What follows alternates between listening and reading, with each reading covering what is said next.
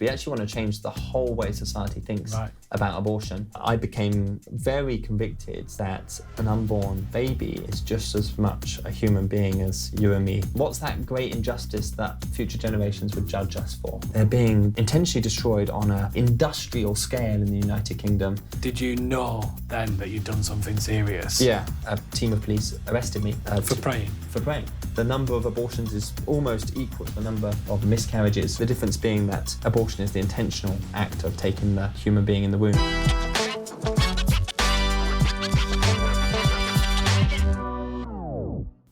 Hello and welcome to Together, the podcast where we look at difficult and interesting issues that concern us as Christians. So if you're a Christian, welcome. If you're not, maybe you'll learn something about what being a Christian is today. We have amazing guests, and today that is no exception. We are joined by a new friend, Christian Hacking. Christian, welcome to the show.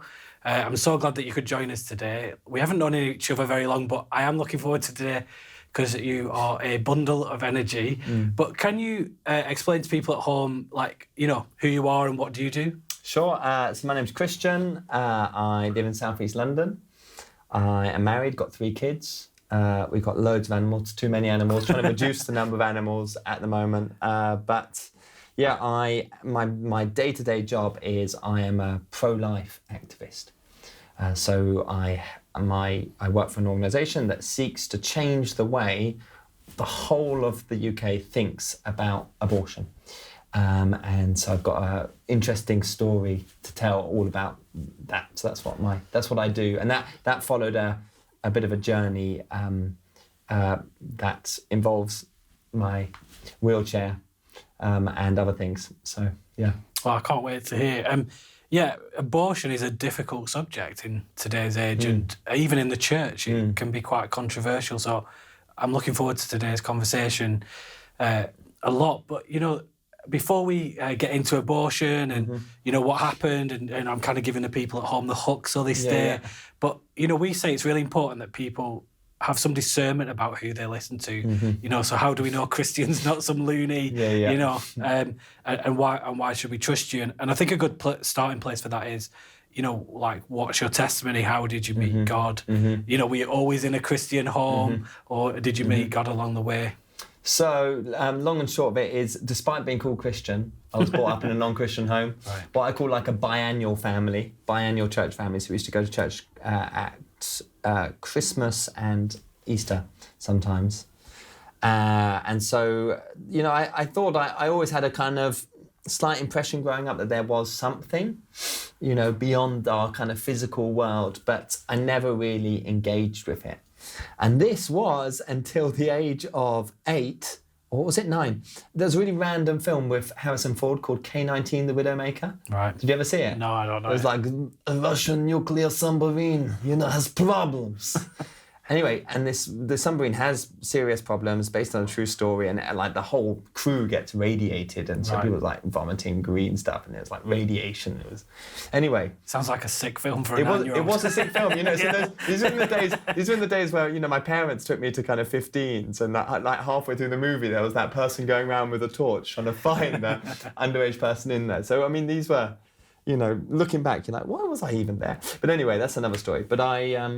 But it triggered in me this big question about death. I came out terrified of nuclear war. Wow. And every plane going overhead, I was at a boarding school at the time, every plane going over there, but I was like, this is it, nuclear payload, to London. It hadn't really worked out that you probably wouldn't use a plane. Technology had advanced slightly since World War II. But anyway, it was this irrational fear. But I think, looking back, I was a 9-year-old wrestling with this, brutal fact that we're all going to die, and I don't know what's going to happen next.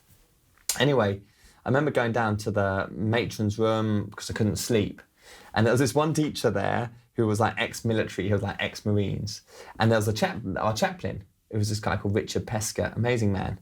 Anyway, the ex-Marine was like, okay, this guy's frightened of nuclear war. I'll explain to him the nuclear defense shield. Wasn't comforting, okay? Because the way you blow up a nuke is with another nuke. Right. It's like, don't want to get into that.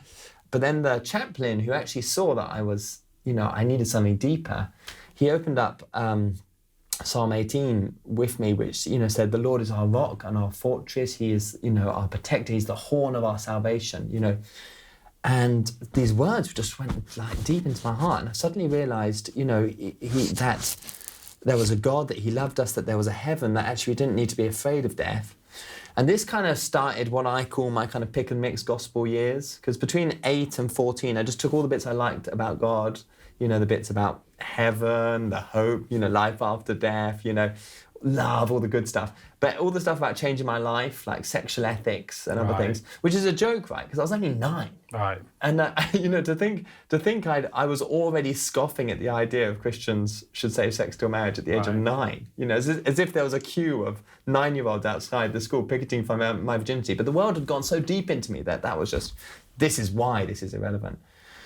And it kind of, I was in this pick and mix state for, about 2 years, but it was when I went on a summer camp and they just took us through the gospel, you know, like, I forget which one it was, probably Mark or Luke, and they just took us through the gospel, looking at Jesus' life, his claims. And I realized, you know, I've either got to take this guy at what he says, or I've got to reject him. I can't pick and choose. And there was a particular talk I remember, and this guy was saying, you know, Jesus Christ says that, you know, we are sinners, we need to be saved. And I was like, maybe for you, mate, not for me. It was like, no, Jesus Christ says we're sinners. I was like, can you stop saying that, please?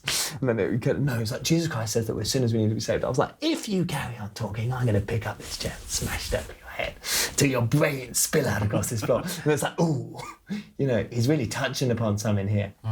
And that for me was the kind of moment of, hang on, I am a sinner, I need saving. And that for me started that journey of, Lord Jesus, I give my life to you. So you were 11 then? Oh, so I think the journey probably finished when I was 12 or 14. I forget the kind of exact years. I knew something had changed by... I mean, I sometimes think, you know, we talk about when did you pray the prayer, you know? But for me, it's one of the questions, when did you stop praying the prayer? Right. You know, when was the year that you actually felt you were really walking for Jesus? And I know by the age of about 17, I'd stopped praying the prayer because I was living for Jesus and I was walking for him, and it was vindicated by my mate. My mate at school was sleeping with his girlfriend, and I remember saying to him one time, I was like, man, Antonia took you away from me, man. And he was like, Jesus took you away from me when you were 14.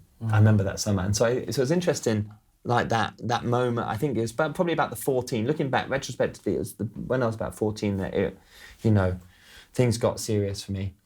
And then so ever since then, my parents, who aren't Christians, have slowly been adapting to this new arrangement. I was going to say, what did they think at the time? You know, because my parents were the same, so I mused at the idea that I would just go to church sometime. But then when I followed Jesus, it's this big issue in our house, you know. So what did your parents think when you... So I think the way I liken it is I liken it to like a hobby. Right? Because I think initially for them, they were like, well, he's found something that he enjoys, you know, he's found something that he's made friends around. So it's a bit like fly fishing. It's like, okay, that's good for him. And, you know, then I started going away on church weekends. They're like, okay, well, he's taking it seriously, but, you know, if he's enjoying it, you know, and then it's like going home, trying to tell them about Jesus. It's like, okay, well, fly fishing may be good for you, but I'm not really into fly fishing so much. And then I remember getting a bit sticky at university because like, my parents were giving me allowance and I was actually tithing that allowance, and they were like, hang on, you know, we're giving you this money for you to spend on fun things, you know, can you not give it away? And I was saying, well, listen, if you give it to me, I'm going to do what I think the Lord wants me to do. And around this time, me and my dad got into this robust relationship. My dad, as it happens, is actually a lord. He serves as a Labour lord.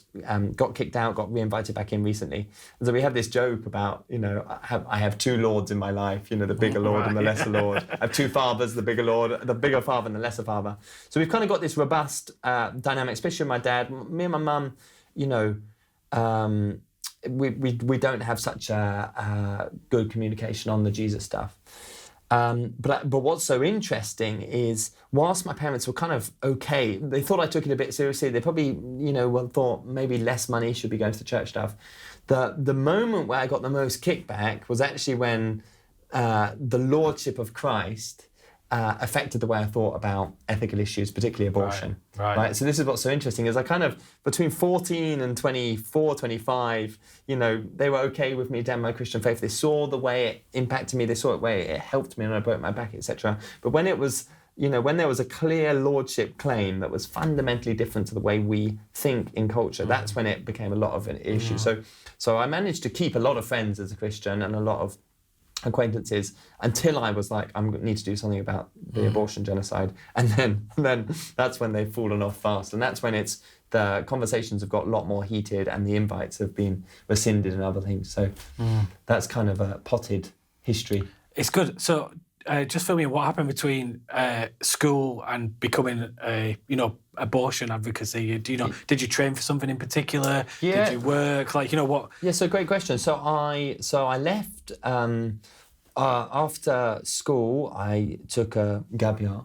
It wasn't actually a conventional gap year. That's a reference to a video that we actually loved at uni. Yeah. But I know the one. You know the one. Gap year, Anyway, but there wasn't much of that on my, except for Delhi Belly in India, because somebody said to, an older guy got in there and he just said, he was like, with your gap year, you've got two choices. You can use it for yourself or you can use it for God. And so we thought, actually, let's go use it for God. And so went to India, served with a mission project in India, went to Mozambique, served in a mission project like way in the bush in Mozambique, a place called Espungabeira. Had a really hard time, had a really bad time actually. But when I got to university, I was, my faith was very mature compared to some of my contemporaries, and had an amazing time at university. At Leeds, in the final year, we took Acts 2 very seriously. We basically made a commune house. We shared everything amongst ourselves, minus the toothbrushes. We got scabies as a result. Nice. That's another story. But then after that, I trained to be a teacher with Teach First. Did a bit. I served in a church in the Republic of Ireland for a year. And it was at the end of that year, actually, that I went fell running. And it was a really good year for me. Going to Ireland, it was hard because the Irish culture is actually, although we speak the same language, it's a very different culture. Right. And I suddenly realised that a lot of what gave me value in British culture didn't translate. And so it was a really good year of me finding value in God. It really felt, I didn't know it at the time, but it really felt like the kind of Joseph storing up the grain in the good years. There was a lot of really good times I had with Jesus that year, really good times in his word, really storing up the granaries. Because at the end of that year, I went fell running in a place called down in Kerry in the kind of southwest coast of Ireland. And I was just running up these mountains by myself, and the grass was this like rich green, the sky was this deep blue, the clouds were this kind of fluffy white. I sometimes say that the world screamed God's glory, like girls scream for Harry Styles at a One Direction concert. And it was this, I was just like, wow, And I remember praying at the top of one of these mountains and said, Lord, do whatever you have to do with my life. Just make me useful for you. So I was like infatuated by God, so grateful for God. And then 6 weeks later, I'm at the bottom of a rock face in Yorkshire, having fallen from my own mistake and with a broken spine. And that was like, that was a pretty... I say it wasn't a dark moment. It was a painful moment. It was a life-changing moment. It was like the gravitas of that moment. I feel like there's some kind of injuries, and this injury is going to be a setback. And there's other kinds of injuries like those car crashes or that divorce or whatever it is. It's that like whoa, like this is. Yeah, change your life. Yeah, this is like a moment. What happened? Like, do you mind talking about it? No, I can talk about it. Like how far did you fall, and did you know you'd done something immediately, and were you on your own? Did you get help? No, so I was with my friend called Frank, and we basically just been climbing up these small cliffs that day. It was the final climb of the day. I thought, you know what, I'm just going to rappel off to finish. Like abseil down, done it, dozens of times before, but didn't set up the device right. And so when I put my weight on the rope, I'd forget whether the rope pulled through or the knot failed, but the rock wall just went, and so I fell 30 foot, landed on my feet, then fell on my spine, and a bone in the base of my spine, what's known as the L2, just exploded. And my spinal cord, which is basically delicately wrapped in this sheath, just got splayed into like a horse's hair. And so I lay at the bottom of the cliff for about an hour, a doctor came to my bedside with a very unfortunate name, but it's probably almost too inappropriate for air. People have to ask me about that, but this put it in the comments. Yeah, put it in the comments below. What was his name? But this doctor came, and they basically lay with me, and then a helicopter picked me up, took me to Leeds General Infirmary, where I went in for emergency operation on my spine, and they basically bolted my spine, and then thus began my journey in 2 rehab centres, one in Pinderfields up in Wakefield, Wakey, and then another one down in Stoke Mandeville. So that was July 2014. And were you already in the abortion? No. So this is the thing. Advocacy. No. So I wasn't. So I'd seen what an abortion looked like when I was about 21 at uni, and I was like, oh my days, that is not what I thought it would be. But I didn't have the kind of time or energy or kind of skill set to kind of deal with it at the time. When you were at the bottom of the cliff, did you know then that you'd done something serious? Yeah. I couldn't feel my legs. Oh, gosh. It was like, I remember my friend being like, Christian, you okay? I was like, Frank, I can't feel my legs, you know? Yeah. He's like, what? And I'm like, I can't feel my legs. It was just one of those when I think about the day, I can't work out whether the pain of the day was actually just the kind of deep ache I had in my body, or just the fact that this life I plan with myself, like just imagine every future running scene, you know, standing at your wedding. Clouds, the green grass. Yeah, you know what I'm saying? Like the throwing of your kids in the air, just everything. Like every imagination you've been like sketching out and colouring in every maths lesson since the age of goodness know how young, it just suddenly goes up in smoke. And in its place is nothing, because you just, you know, you're trying to just imagine, whoa, like this is the whatever future I have for myself, it's just gone. And I think that was the particular agony of the day, was being like, oh my days, like that. You just knew. Yeah. Like whatever I've planned for myself is not God's plan. And FYI, when I said, Lord, do whatever you have to do in my life. It wasn't this. Yeah, it wasn't this. You know, I was like, nice wife, you know, nice car, nice house. I mean, God is very kindly delivered on the beautiful wife and the lovely house, but I wasn't. Didn't realise I was signing up for such a lot of suffering. But actually, that suffering in time and in rehab, you know, I had this amazing moment in rehab. I had a few amazing moments in rehab, and I kind of, in a funny way, I highly recommend rehab, because it's like this community of the broken. Right. You know, we live in a world where everyone's trying to present their best sides. You know, everyone's trying to make people think well of them. Everyone starts with their success stories, and then you're suddenly in a community of people who it's, you know, they're broken, they're physically broken, they're not good looking, people have got their kind of catheter bags strapped to their legs, you know, and it's just broken people helping each other out. It's a kind of very humanizing place. But one amazing thing that happened in rehab was, it kind of got to like 8 weeks in, and it was one evening, and the place was slightly understaffed, so if you wanted to get back into bed, you had to be hoisted, and the staff had to do other patients. So I realised that there was no staff available to hoist me. So I ended up just pushing around the corridors late at night. And by this point, I realised, I was like, God, I really don't like what's happened. I'm finding this whole wheelchair thing really difficult. But at the same time, I can't do this without you, you know? And the words of the U2 song, you know, I can't live with or without you, came to mind. And I basically had these sweets. That's all you really eat in rehab is sweets. So I had these sweets on like a couple of chocolates on my lap. And I was like, Lord, we've got to do this together. And me and you, like, I can't keep holding you at a distance, you know? And so I got one of the chocolates and like unwrapped it and posted it out the window, which is one of those like security windows at rehab, where you can only get a tiny bit of air. I posted it out the window. And I'd love to say at that point, it kind of like rose up to heaven, like, you know, with a big thumbs up in the sky. It probably got eaten by some rat, you know, that now suffers with diabetes, who knows? But the point was, I had to emotionally respond to God. I had to say, listen, I still trust you, I still love you.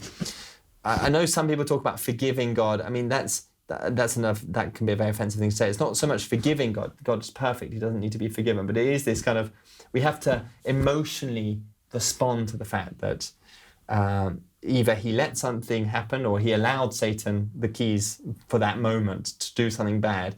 And that we still want him. We still want him to be our king. We still want to do this together. And so that, having had such a wonderful time on the mountains in Ireland, gone through this horrific trauma, it was about 8 weeks where I was like, God, we got to do this. And it was in that moment where I just said, look, I let go. I trust whatever my plans were. I trust you. And that was, for me, that was the most healing moment. You know, whilst physical healing has come since to a large degree, that was the key moment of, you know, and that's to any of your viewers who've been through a trauma, you know, that would be a key thing to say. Have you got to that point of, you know, you may not be so... God, yeah. Because I guess you must have been angry with him at some point. Well, yeah. Because you've just had this life vision ripped away from you. And it's like, you said, you know, I've done the same prayer. You know, God, let me love everybody. And then he sticks thoroughly unlovable people in your life. Yeah.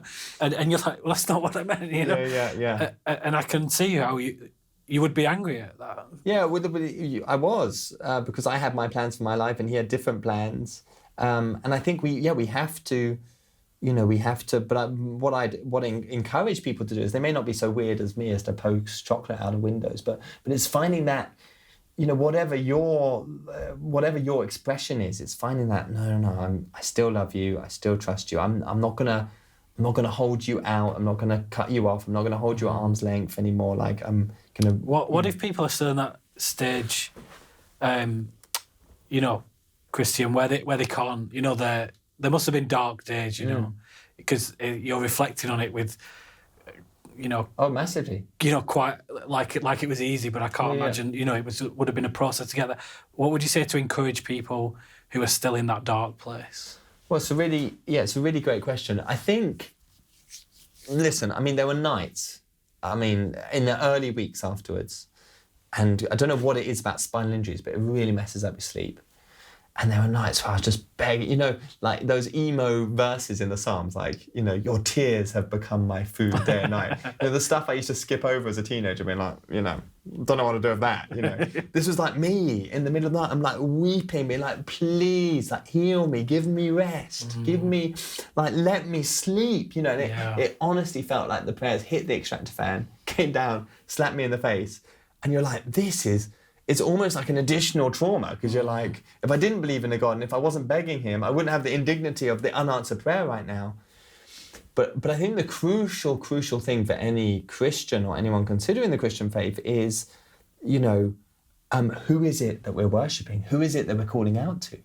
Because one thing some friends of mine did, which was very kind of them whilst I was in the early days in Leeds General Infirmary, was they read the Gospels to me.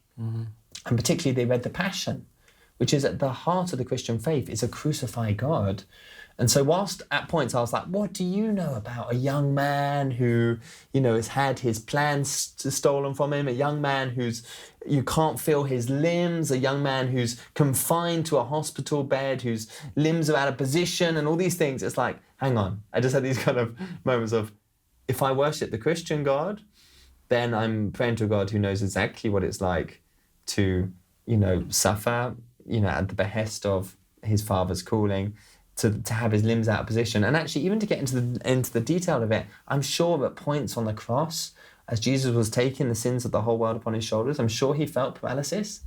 So it's like, I had this moment of like, oh, the God that I'm praying to is a God who knows exactly where I'm at and how I feel. And it was this kind of moment of being like, I'm not in your will anymore. You know, I've left your will behind, and God showing me, no. In some senses, with those prayers, you know what was his, you know, one of the prayers on the cross, you know, my God, why have you forsaken me? It's like that, you know, when you pray that prayer and you feel forsaken, Jesus has not only knows how that feels, but Jesus has made a way with you in your suffering, you will never be forsaken. It's like, boom, you know. And there were a few of those moments where, you know, I was pulling together my greatest case to give up on God. And I could have, if God had been a middle-class God living in South, you know, in Surrey, whose worst ever suffering was, you know, a parking fine, you know. But actually, because our God is the God who died between East and West, on a cross, it's none of us everyone can find comfort in his wounds. It doesn't matter what your suffering is. And I think for me, that was this moment of like, okay, I'm just going to hold you off for a few more weeks because I'm Aggie, but I know I don't actually have an argument. I don't have an argument to I know you understand this. And looking back, the 2 Corinthians 1 says, he comforts us in our moment of suffering so that we can comfort others. And whilst it was horrendous and whilst I wouldn't wish any of this stuff upon anyone, it's like, I'm so grateful, that I've had a chance to experience just a 0.001% of that kind of suffering because now I can look people in the eye who've been through those similar situations and their children are on ICU and they're begging the Lord to save them and the Lord takes them. It's like, I had nothing to say in those situations and nor could I really give a trite response now, but at least I know that even if God is forsaking your prayer in the moment or not answering your prayers you would like it in the moment, that the story's not over, And that's certainly been my experience, that God has been kind and faithful and he's, he let me feel the darkness of the valley, but he doesn't keep us in the valley forever. Wow, that's incredible, Christian. I guess that's not what we were here to talk about, but like what an encouragement to everybody at home. And, in one sense we could finish there and it'd be incredible. But, that's not been your only suffering. Can you share a little bit? So you go from that and then you get into your role now. How did you get into that? How did you get into being an advocacy for pro-life? Sure. What do you call it? Do you call it pro-life? Well, I mean, listen, I'm not that fussy about the titles. I can be a pro-life activist. I can be an anti-abortion activist. I can be a pro-life educator. I can be a general stick in the mud. People have different terms. Obviously, some of them account more on the positive than the negative. But I mean, I'm not so fussy about the specific titles. I mean, the main point is that I became very convicted that an unborn baby is just as much a human being as you and me today. That fact was backed up by the scripture and by science. And I also was asking this question, even before I broke my back, I'd kind of been asking this question, what's that great injustice that future generations would judge us for? What's that, we look back at,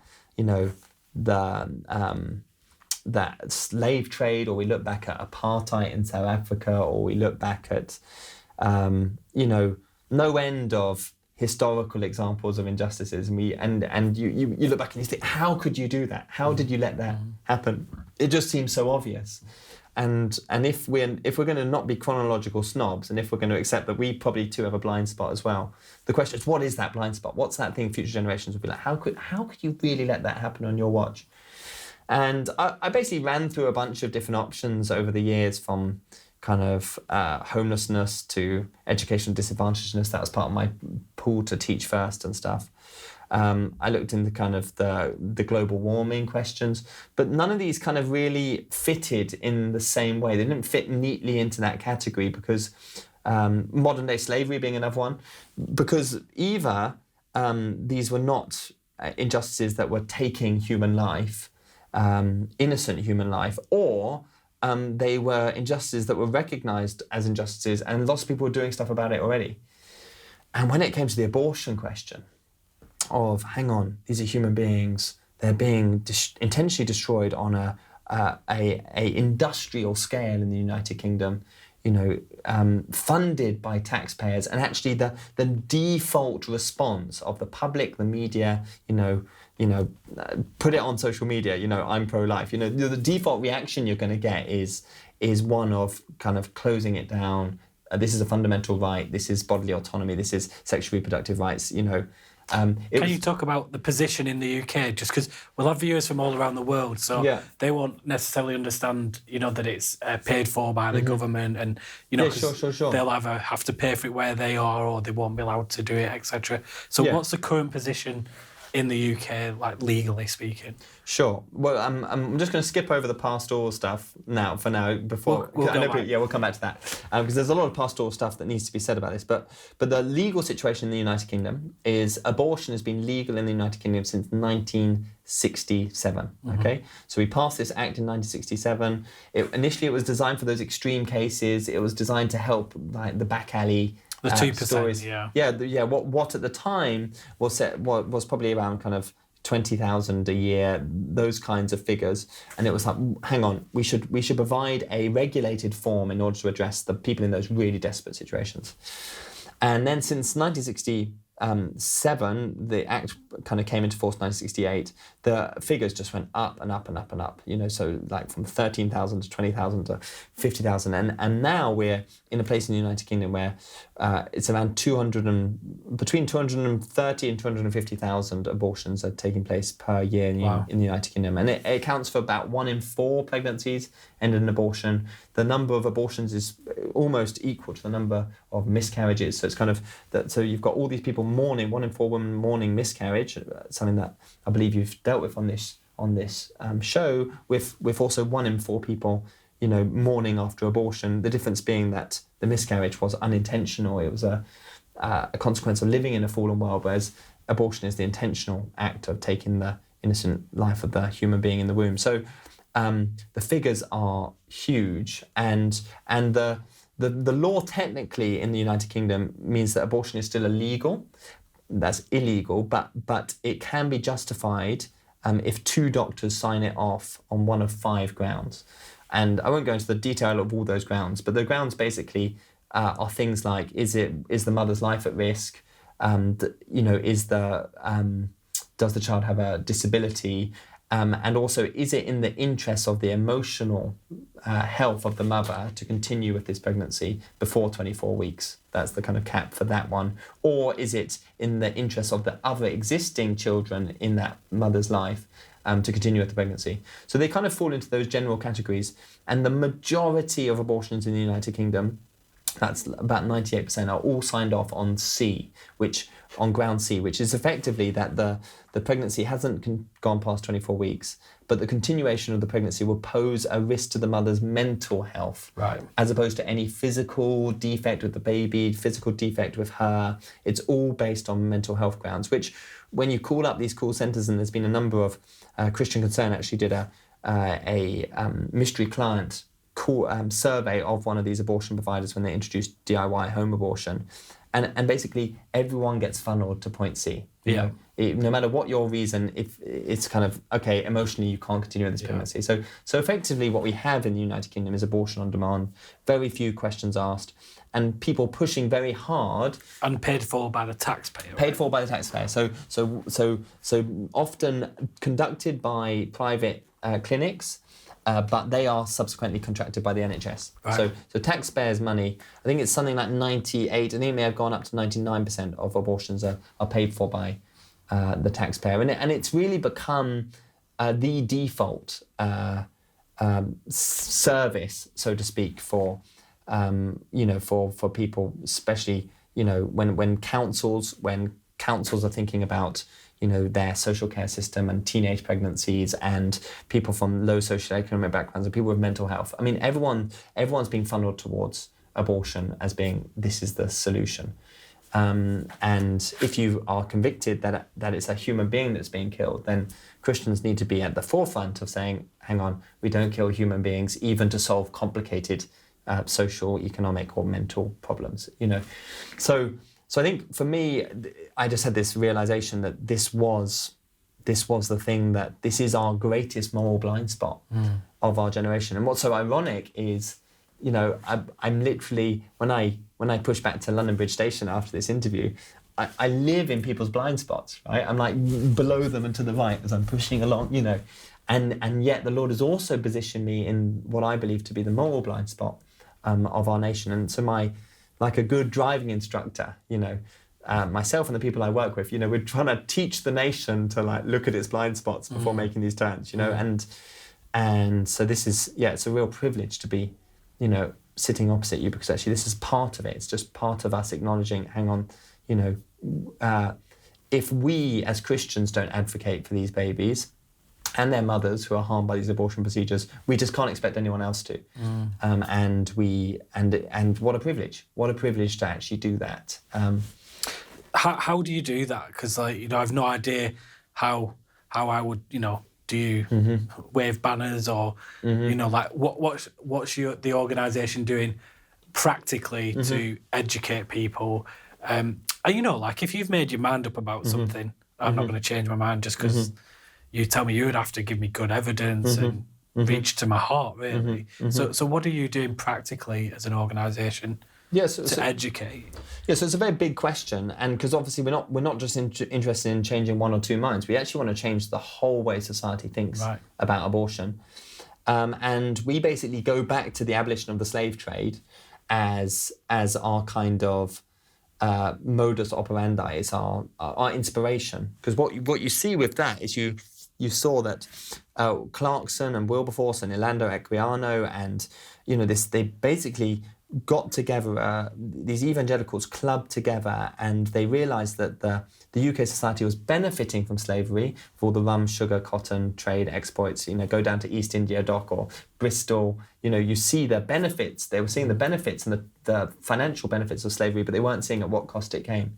So they embarked on a huge educational campaign to show people that the Negro, as they referred to at the time, was a human being. And that's when you had the Josiah Wedgwood, the famous brooch, am I not a slave and am I not a man and a brother? Slave and a brother. Am I not a man and a brother? Which is actually a quote from Philemon. So they combined images with scripture, and they used that to humanize the slave. And they also told, stories, right? So they, a very famous case that Granville Sharp pursued, which Orlando Equiano actually put him onto, was the Zong, which is this case where a slave ship was going across the Atlantic. There was no winds, the slaves were starting to die, and so the captain said, listen, we'd actually get more for these slaves if we claim them on insurance as lost cargo than we would if we try to sell them in a slave market, with their sicknesses, etc. So they, over 2 days, they threw about 130 slaves overboard. And there was this legal team, Granville Sharp, basically pursued criminal charges against the captain of the ship. Now, it was a failed case, okay? It didn't go anywhere because legally the slaves were understood to be cargo, just like a horse was the ruling from the judge. But the story itself went everywhere. Yeah. And so the Zong's a very good example of actually, picking a legal battle, even if the odds are against you, even if you fail the battle, but you're actually making the case in a really helpful way. And so, drawing, the final thing that the abolitionists did is they used graphic images, So if you look at images like the Brooks slave ship, which is that image of just the ship with all the slaves lined up inside of it, or if you look at, some of William Blake's etchings, or some of what appears of slaves being branded or murdered, etc., they use graphic images to move the hearts of the nation. And they did such an effective job that, you talk to anyone on the streets of London today, or Plymouth or wherever, and you say, is slavery right or wrong? Everyone's like, wrong. Right? Whereas if you ask the exact same question in 1787, people would have been like, well, it's a necessary institution.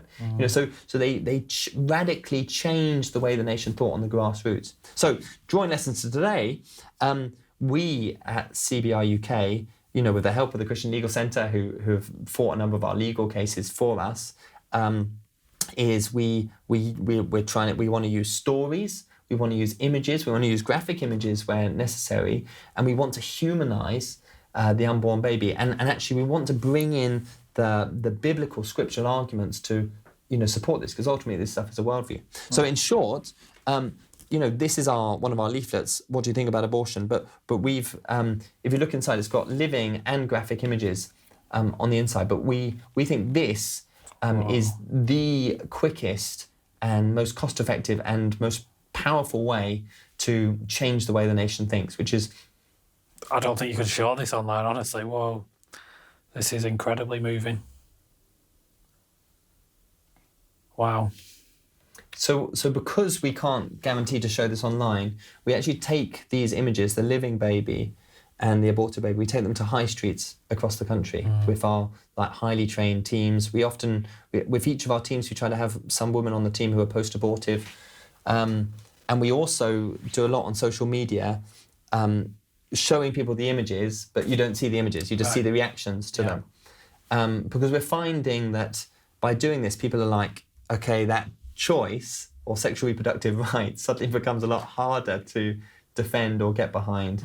And so often people, we have this kind of, one common response is, oh, I didn't know it was that developed that early, you know? Because at 8 weeks, they've got, 95% of their 4,500 body parts are already present, right, at just 8 weeks. So around the time people are either realising they're pregnant or booking in for their abortion procedures. So I think one of the things we're trying to do is just really, and one of our goals is basically just at the very least for the living baby image, for everybody in the United Kingdom to engage just with that one image, and then to field the discussion, the debates of it. Obviously combining it with legal strategy and a few court cases along the way would help, but I think that's our the way we have concluded to be the best way to change the nation's let me play the protagonist go for it. for a moment, because I know what people would say about this, right? About maybe about from the Christian side and from the secular side. So from the secular side, what about the women who have had abortions? Isn't that quite a traumatic thing to see and to have to engage with? What would you say to that? So I would firstly, I'd agree, right? Abortion imagery, even living baby imagery for people who've had abortions can be triggering, right? And it's not our goal to upset them, right? But the fact that they are triggered poses a question, which is, what is triggering them? Is it the image or is it what's happened to them? The image of itself is not traumatic. It's traumatic if it's opening up a trauma that most likely is not healed in that person. So that's the first thing, is what's actually causing the issue here? Is it the abortions themselves, or is it just the depiction of what abortion is? And the second thing is the figures. About 43% of women who have one abortion go on to have at least one more, and that figure's rising, which is with the use of language and the normalization of abortion and the concealing of what abortion really is and what abortion really does. More and more people are going back to the clinic and listening to multiple testimonies of post-abortive women, and many of them my friends. They go for their abortions, they go straight back out on the pool, they hit up, substances, party life. They just don't realise the damage it's caused them. I think I remember watching Rubens. Maybe they do, and that's why they're doing it, right? Well, yes, or they, like, the pain comes later. The realisation comes later, and this got brought home to me. Not only did your fella, the Ruben guy made a good argument the other day about, just what do you do when the payback comes later? But we were just on the streets of Romford the other day doing street interviews, and we spoke to a lady and we said, what do you think about abortion? She gave all these pro-choice views, and then we showed her the images, and she was kind of taken aback by that. Oh, I didn't know this stuff. Then she paused and she said, I've had an abortion. And we said, I'm so sorry you went through that. And then we got out another leaflet that we carry, which is basically a post-abortive support for all. This is a project that we run as an organisation run by a post-abortive woman named Pauline. And she took this leaflet, and if you see on the back, it basically says, post-abortive syndrome, some of these stuff, like, low self-esteem, depression, guilt, grief, anger, etc. And she just said, whoa, like, I've had all those things. And it was almost like in this moment, I kind of got this, it doesn't normally happen. Ever since having kids, I don't know about you, but I feel like my charismatic gift just kind of dried up slightly. But anyway, it was the first time in ages I kind of got a picture from the Lord, and it was a picture of just something at the back of the oven, and it's it's so roasted, it's been roasted so many times, it no longer smokes, but it's black and it's still there, and I just suddenly had this, I wonder for how many women they've had their abortion, they've moved on with their life. And to a degree, they've healed to a degree, but there's still just something there, that isn't resolved. It's not dealt with, and it could still kind of be affecting them in some kind of way. And I guess comes back to this whole question of, is abortion advocacy a gospel issue? Which there's kind of two responses. It's either yes, it is, or at the very least, it's a discipleship issue, because you just think, how many people have these? They've had this event in their past. They've got an extra child, with the Lord in heaven that they haven't fully kind of recognized and or if they're not a Christian, you know, they've taken life and they haven't repented of it. You know, it's like, hang on, this really is so important, you know, without judging people. Actually, the abortion issue, considering 1 in 3 women have had at least one abortion by the age of 45, it's affecting, you know, millions of people in our nation. Millions. But again, kind of what you're saying there, you know, to somebody that isn't a Christian is you're calling someone that's had an abortion a sinner, right? Which you know, we might agree on, but I'm saying like that sounds quite harsh. It sounds totally so harsh. what? So you know, like, and how is that going to bring people to your side of the argument? So, well, I mean, I think like any good argument, like a GCSE essay, right? You've got to define your terms. I was never good at them. By Oh, you're the way. not? Well, anyway, okay, but listen, let me give you a crash course. You know? Like, this is like free online course here, you know? We'll separate and sell it. Yeah. But like, there's a guy doing his rounds on YouTube at the moment saying like, you can win £10,000 a month. It's like, yeah, as if. But basically, a good essay starts by defining the terms, right? Which is, it may feel harsh to say abortion kills an innocent human life. But actually, until you talk about abortion for what it really is, you're not helping anyone. Because if you euphemize it, and if you soften it and say it's the termination of a pregnancy, or it's the killing of a potential life, or the ending of a potential life, you're not actually talking about the same thing. So I think people may feel judgmental, like, hang on, you're saying that I took a human life here. To which if they would be willing to have a conversation, I would say your conscience already tells you that, you know. And if our images have triggered that, that's not necessarily a bad thing, because here's the gospel hope, right? We've all sinned and fallen short of the glory of God. Yeah, it's not the unforgivable sin. It's not the unforgivable sin, right? Which is, you know, blasphemy against the Holy Spirit, a persistent attitude of rejecting God's goodness and his presence in our lives. That is the unforgivable sin, right? Not taking innocent life. And case in point, you know, half the Bible, Moses took an innocent life. You know, the Egyptian soldier who was mistreating his people. David took innocent life. You know, he deliberately murdered the husband of the woman he had an affair with. Paul most likely took innocent life in his zealous persecution of the church. So the Bible is written by 3 people who've taken innocent life, you know, wrongfully against God. And yet the wonderful redemption story is that God loves to use people who've made mistakes, who've sinned against him for his purposes, for his glory, which is, you know, if anyone's willing, you know, yes, it can be hard to pop the bubble, you know, to pop the veneer that abortion is in any way a good thing, that that sexual reproductive rights, or however it's framed, is positive. That can be painful to pop that. But if people are willing and brave enough to enter on a journey, the end result is good news. Because the end result is there's nothing that can separate us from the love of God that is in Christ Jesus. But how is that accessed? It's accessed through faith and with repentance, which is we need to turn away. There's no point. Our walk with Jesus is not going to be good if we keep clinging to terminology that is either untruthful or is actually going to limit our freedom and our healing in Christ. And so, you know, I've had the privilege on a few occasions now of really being able to talk to post-abortive women and to go on the whole journey. And, you know, it doesn't even take that long. It's kind of 5 minutes or so. But it, you know, beautiful conversation with a woman in Croydon who saw the image and was like, wow, that's hard hitting, you know. And then she came forward and said, you know, I've never told anyone this, but I've actually had an abortion.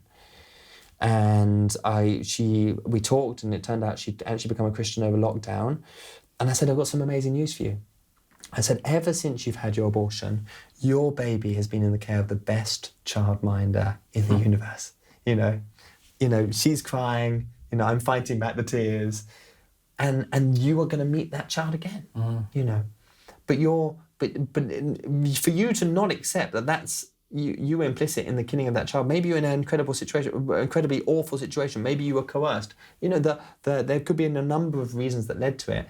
But calling something evil that is good, it's calling evil good and good evil, that's just not going to help anyone's journey in the long term. So I think there's if we want to be serious on this debate, and if we want to be effective as Christians on this debate, we can't be the nice guys, but we can still be the good guys. Because actually what it's not nice. Abortion's not nice. There's no way to make abortion nice, or there's no easy way to engage with the industrial scale killing of hundreds of thousands of human beings in the United Kingdom every year, or the 10 million unborn babies that we've killed since 1967. There's no nice way to go about that. But if we go about it well, and if we keep the gospel centered, then actually the answers are good. The answers are not condemnation. The answers are not a lifelong separation from God. The answers are actually hope, healing, forgiveness, and people looking forward to heaven. You hear of Christians all the time, desperately trying to keep their life support machines on. I'm not talking about when other people are trying to turn them off. I'm talking about just the general fear of death that Christians have. Wouldn't it be great if people were like, no, I'm looking forward to going. I'm looking forward to meeting my children. I'm looking forward to seeing the completion of, to be taken out of this, broken system that I'm in. So I think is the abortion issue a gospel issue? I'm not sure about that question, but it certainly allows us to really clarify the goodness of the gospel. Yeah, and you know what I'm saying? It strikes me that abortion is like an issue symptom of the breakdown of the family, because if you have an unwanted pregnancy, there's reason for that. So in part we need to fix the culture as well around family, and if there isn't family support that the church gets around people. I mean, there's upstream support I think that needs to happen as well. I personally still feel conflicted that you can't say it in a nice way, because I think sometimes it's inflammatory. And so I wonder what your experience of that is, like, because you talk about it as like the abortion genocide, I think is the word you used. And I think it could be described as that, but obviously you're pointing to acts of evil dictators in the majority when we talk about a genocide. And I wonder if there's a case of sharing like the truth in love, and it's just a little pushback to see, listen, I mean, you're right. You could easily refer to the abortion genocide as the abortion injustice, right. or you could say healthcare gone wrong. Right. I like that one. Yeah, sure. But what do you think of healthcare gone wrong? You think of, people accidentally leaving cotton buds inside people's bodies, right. Or, people receiving bad care, or people getting prescribed the wrong, drugs. I heard a funny story the other day of someone whose cholesterol was at 2.6%, right? 2.6 was the unit, and they made a mistake, and they called him up and said, your cholesterol's at 26, right? You need to come into hospital right now. Yeah. But by using those words, we wouldn't actually capture the severity of what's happening, right? Genocide is defined by the UN as the intentional killing of a particular people group by race, by size, by social status, etc. If unborn babies are human beings, and if they are being killed systematically through pills, or through, powerful suction devices, or using sharp tools that literally rip them apart limb from limb, by calling it the abortion injustice, when we actually know that there's a term out there that describes the mass killing of particular people groups, suddenly actually becomes a disservice to what you're describing. Now, it's, again, many people don't want to talk about it in these terms, rightly, because with 1 in 3 women who've had an abortion, you don't want to be likening them to some kind of genocidal maniac in Albania, or in Hamas, or people who whatever it is, right? You don't want to denote that link, because we're not like them. But if all have sinned and fallen short of the glory of God, and if Paul can say, I'm the worst of sinners, at the end of a ministry of sharing the gospel, then actually using a word like genocide, whilst initially inflammatory, helps people to understand that the problem, the boundary between good and evil doesn't cut between Hamas and us. It cuts through every single human life. And the other thing about genocide as a word is, genocide is not just perpetuated by the people who are performing the genocide, be it the abortionists. It's perpetuated by the culture that tolerates the genocide. So, again, with the abortion, genocide, I'll call it, or abortion injustice, by softening the words to help to not offend people, in one way actually betrays the very the kind of key victims here that need to be advocated for, which is the actual human beings that are being ripped apart, poisoned, suffocated, pulled apart, pulled out, etc. So again, it's kind of, the question really is just, I think comes down to not should we soften the words we use about it, but how long are people willing to watch the YouTube video? Because I hope if people watch this video long enough, they'd see that actually, whilst genocide may seem a super harsh word, there's a really good reason for using it. And the reason for using it is to better be a pillar of truth, to better get at the reality of what's really going on. And actually, ultimately, to get to that gospel conversation, to say, listen, genocides are ongoing, and genocides don't just happen in war-torn countries. Genocides can actually be perpetuated by a group of people who think they're doing quite well morally. And so I think that's important, Yeah, no, I think it's a good argument. And what I see is a well-rounded organisation that's, offering support to, people that have been through abortion, as well as advocating that people don't do it. And like, for me, people will keep watching because they're still waiting to hear what happened to you, right? Yeah. And I think it's just, like I said, it's a symptom of society, which is a really nice link into, like, recently, you said on your day off, you ran into some another issue in our society, shall we say. I don't want to steal your story. Could you sort of share with everybody, what's happened to you recently, and what's going on in your life right now around? The prayer thing. Right. Okay, so when was this? I think it's 2019. So what's so interesting about what's going on with abortion? So abortions currently in the United Kingdom are conducted in one of 370 clinics. Okay, they're dotted all over the country. They're run by kind of three main providers, private providers.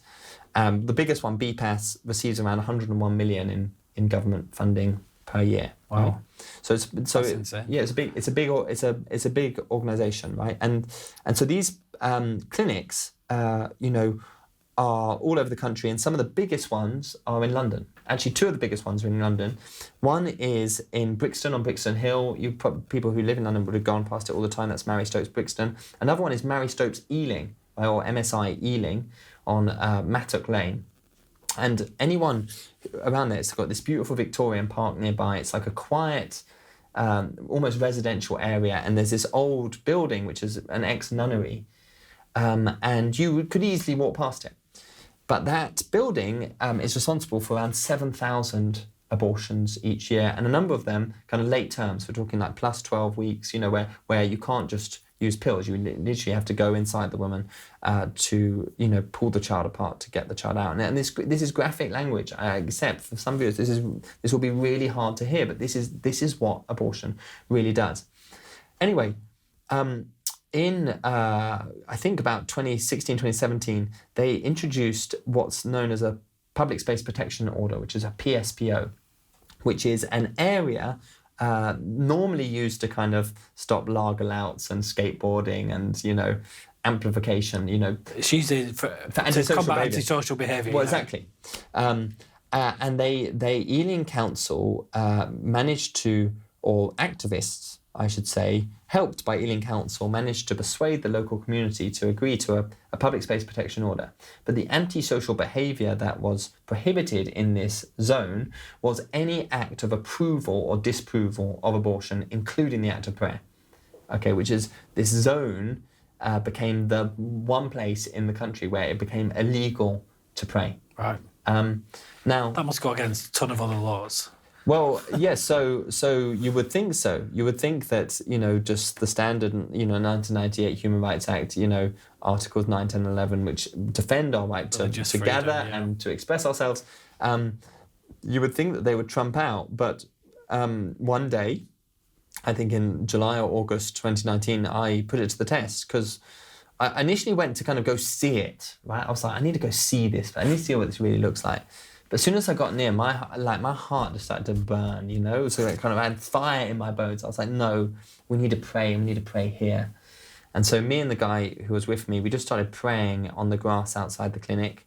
and we're just really crying out to God for the closing of the clinic. We sung worship songs, we prayed that the Lord would intervene, and it wasn't long before a worker from the clinic came out, and she's actually wearing a cross, and said, guys, what you're doing is illegal, I'm going to call the police. We said, yes, you're welcome to. We know that this is prohibited in the space, but this land belongs to God before it belongs to anyone else, so we're going to carry on praying. Police came. Police tried to talk us down, talk us out of it. My friend at that point left, and then I carried on, and a team of police arrested me, and for praying. For praying. For praying. It was a breach of the PSPO, but my specific act was praying. And I guess this wasn't silent prayer. There's since a friend of mine called Isabel von Spruce has since been arrested twice in Birmingham for silently praying. So that's praying in her own head. I was from a more charismatic tradition. I couldn't do that. I was kind of more expressive. But I was praying about kind of 7 to 10 meters away from the clinic. I wasn't blocking any entrances. You would have to come close to me to even hear what I was praying about. And so I got arrested. But what was really remarkable, right? And I needed an FOI of Ealing police station to confirm this. But when I got booked in, when you get arrested, I say when, running a podcast like this, it won't be too long. Right? You basically not now you've been on.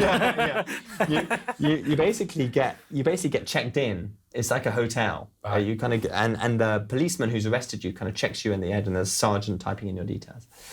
What was really interesting is when I got arrested, when he checked me in, he said, right, outside Ealing Clinic, PSPO, I was praying. He goes, how many individuals? And the policeman goes, 3. I was like, really? He goes, 3 individuals, 1 of them left, And I was like, and then it just kind of, things moved on. I was like, sorry, did we just have a little Daniel moment there? Yeah. Was there an extra person? Maybe they were counting God, right? Yeah, maybe, So anyway. So then I did about 8 hours in was it Acton? It wasn't Ealing, it was Acton police station. My advice to anyone is always order the chicken masala. Right, the chicken korma was disappointing, but they looked after me very well. I had a good time to reflect, to pray, to journal, to sing, and then I got released with to appear in Uxbridge Crown Court. But by the grace of God, because of the abnormality of the whole event, because the policeman failed to caution me before he arrested me. So the amazing legal team at Christian Concern, particularly a lawyer named Michael Phillips, he looked through my paperwork. This is like 10 minutes before, we're like debating, should I plead guilty or not guilty? What should I do? What was the consequences of pleading guilty? So pleading guilty would have given me a criminal record and the potential of paying a fine. Now what they've since done is they've rolled this out nationally, across the United Kingdom, so now every abortion clinic is prohibited to pray outside of them, and I think currently it goes up to a kind of the fines on the standard level, which I think at like level 6 you're talking the tens of thousands of pounds for repeated offenders. My reading of the law currently is that imprisonment isn't yet on the cards for people that pray. I don't know whether there's been an update, but that was my reading of the law when Stella Creasy passed it. But anyway, this amazing lawyer from the Christian Legal Centre, Michael Phillips, saw that I hadn't been cautioned. Therefore, all the evidence they had against me couldn't be used, because only the evidence after they've cautioned you can be used. Told you, yeah. And then we got a letter from the CPS a few weeks later saying, case dropped. Wow, praise God. And yeah, it was great. I got to speak on Radio 4 about it. But I think, the big takeaway I want to give viewers is, where is prayer in the United Kingdom currently being most contested? And the first place it was legally banned was outside of abortion clinics, which, if your reading of the scriptures is the same as mine, is the very place where children are ultimately being sacrificed. They may not be being sacrificed to Molech, but they are being sacrificed to fear, to career, to whatever reasons people have to go into those clinics. That's not a judgment on the severity of the emotions that people may be experiencing, but it's a sacrifice where the mother's not sacrificing her life, the child's being sacrificed, and yet prayer's being banned there. Where's the other place prayer's being banned? Do you know? I'm not sure I do. Conversion therapy. Oh, right, yeah, of course. Which is when actually people are wanting to receive prayer to be radically transformed from desires that they believe are not of God. I didn't know that. How interesting that where children are being sacrificed and where people want freedom from sexual desires, that prayer is being banned. So it's very, very interesting, and I would hate any observant person to not notice that it's all to do with the sexual lies we're being told, right? And that's where prayer is being banned. And it's frightening around your religious freedom that, you can't pray here, you can't pray there. All of a sudden, you'll only be able to pray in church. Do you know what I mean? It's That's not a distant step away now. You would never have thought of it. We've sort of framed the issue, and I've given you a tough time. But no, listen, you are not giving me a tough time, Ian. Listen, you need to come out. You need to come join us on the streets on one of our street displays. You'll see some people giving me a tough time. Right. This has been a walk in the park. And I want to applaud you for what you are doing, because I think you're doing a valiant job and an important one in educating people about it. But how can we encourage people before we go? Like, what can the different set of people do? So somebody that's at home maybe considering abortion, somebody that's maybe had an abortion, and then maybe just somebody like me that feels motivated to help or support.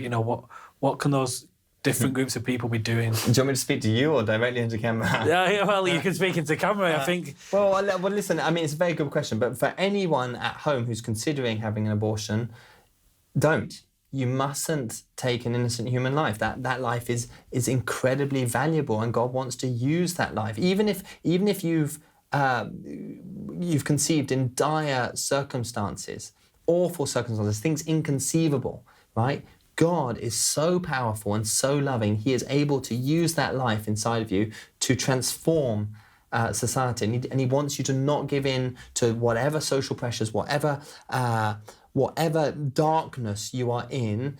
He wants to pour out his light to you and help you. And there's an organisation that we're part of called Hope Pregnancy, and we'd love to help you. And there's also loads of other organisations out there. And I know these people, I'm telling you, they go the whole mile. They don't just look after you till your baby's born. I mean, these people are paying rent and offering childcare, 6-7 years, certainly 4 or 5 years after birth, so there's loads of help out there. You do not need to have an abortion. You don't need to go to that clinic. If you've ordered pills, you don't need to take them. Flush them away, get rid of them, go to, call us up or go to your local church. The church has to help you, and if they don't, then you should contact me, because I will go and hammer them myself, because that is not acceptable. So that's for number one. For people who've had an abortion, the wonderful truth is God loves you, that this is not the unforgivable sin, that Jesus Christ has died upon the cross to take away the sin of the world, and that includes that desperate situation that you may have made, maybe recently or maybe in the past, and Jesus wants to heal you. And if I could encourage you, we run PACE courses. This is post-abort support for everyone. You can find it online at postabortsupport.com. Join a course. Get together with other individuals who've gone through an abortion, who've experienced the pain and all the fallout that you've experienced, and come to a place of healing and forgiveness and transformation. To the group of people who want to help out, I'd say visit our website, cbiruk.org/join, and come join the movement. Right? We are literally, in the same way that the abolition of the slave trade, they built together a tight network of societies around the country, packed full of evangelicals, but not working exclusively with evangelicals, and they were able to create a lobbying system that fundamentally changed the way we thought about slavery. And if they could do it in 1787 on through to the over 20-year period into the 1807, we could do the same. Which is just happened in America as well. What is in the overturning Roe v. Wade. Yeah. Well, exactly. It happened in America. I mean, interestingly, the American situation is hard because every State is different, yeah. every state is different, right? Which is, it's my belief that the UK can actually overtake America because we've got a population density that's much closer together, and we've got this infrastructure that is so densely packed that when this goes, when post-abortive women realise that they have been harmed. And when they realise that the pro-life movement is actually for them, and they want their best for them, and they want the best for their children, and they want justice for them, and that's going to be, I forecast this kind of Me Too moment, right? When it's the flood is going to suddenly break. We're suddenly going to be like, what are we doing? How have we allowed this? What can we do to help? Like, and this moment where it's not people blaming, but saying, no, we did this, And so our solution to that is cbruk.org/join. And we'd love for you to join. And we can help you take your first steps in actually being an effective advocate for life. And there's loads of stuff you can do on that from actually joining Zoom calls to getting out, joining a display, from giving financially, or all these things are necessary for us to make the case and actually to fundamentally, change the way society thinks. And I guess what's so interesting is the whole word evangelical, right? There's this guy, this academic from, where is he from? Anyway, Stirling University, I think. And he basically said, well, what is an evangelical? Okay, and he basically put it down to what's called the Bebbington Quadrilateral. And he said, evangelicals were all about biblicalism, conversionism, cross-centralism, and activism, right? And I want to put it to your audience and to your listeners that actually, is this, the church is doing great stuff, the food banks, CAP, whatever it is, keep it up, right? But actually that movement that should define us as evangelicals, do you think defending all these babies is part of that? Because if you do, then we need to know about it and we need to help you on your journey. Yeah, I know a lot of people will agree with you and a lot of people won't, but I'm hoping like the audience at home today has had a chance to, re-examine their thoughts and beliefs. And my ask would be, Christian, that if people are feeling triggered at home, there's probably a reason for that, whether there's a deeper hurt or a real resilience to them looking at their current lifestyle. And I know that's, like you said earlier, feels harsh, but I too would advocate that people check out their cognitive dissidence a little bit, and they might know that their life is great, and also it's not great at the same time, and maybe take a harder look at themselves and consider Christ and that different path. Before we finish, I'd probably like to finish in prayer. I just wondered if there's something, I haven't asked you, or something that you feel, we need to talk about that needs to be said before we finish. Oh, golly gosh.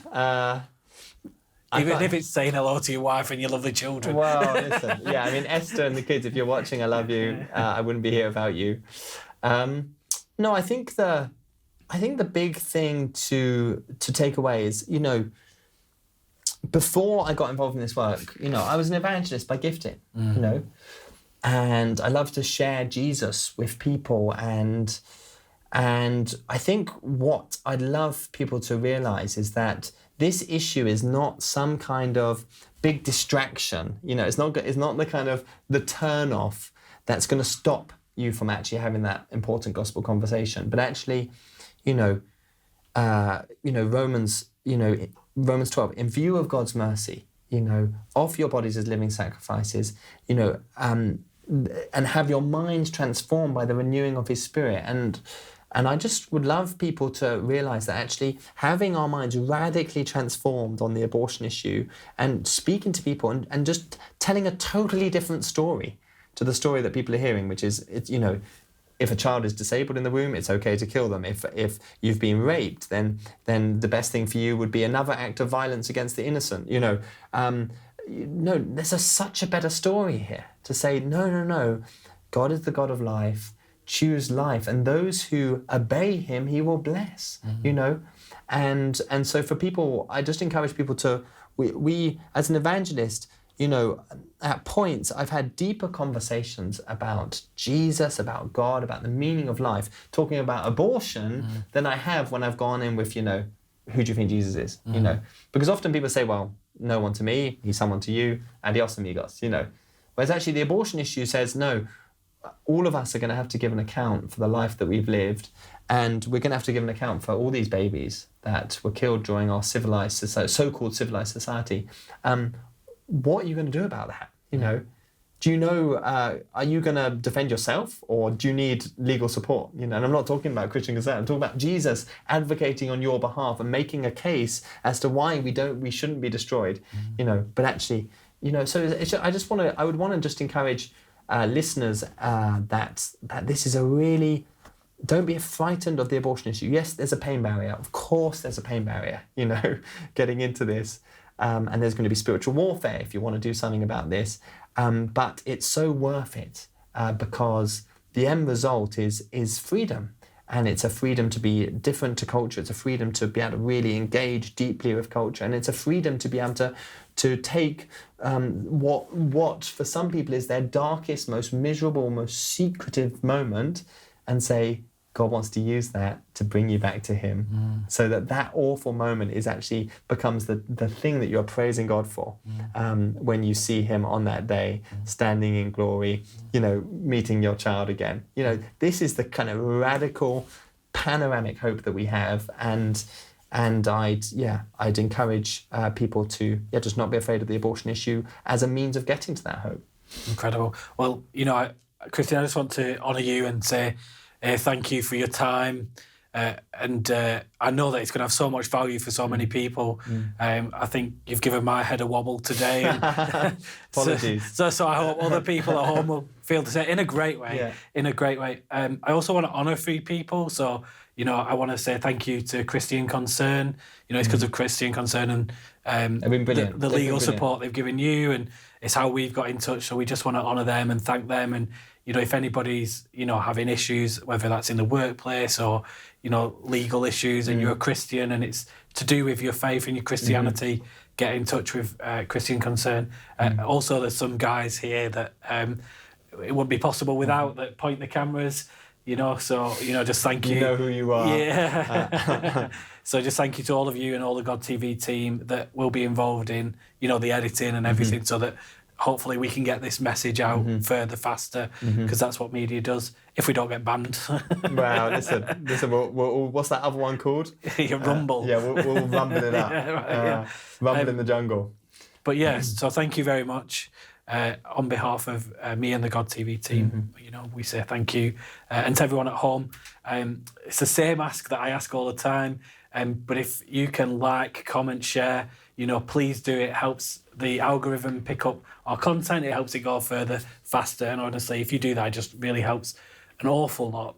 And also, just to anyone at home, like if you are struggling with some of the issues we've talked about today, do get in touch with Christian. We'll put all the links below, or get in touch with us at God TV. While we can't help you directly at God TV, we will point you in the right direction and the right organisations.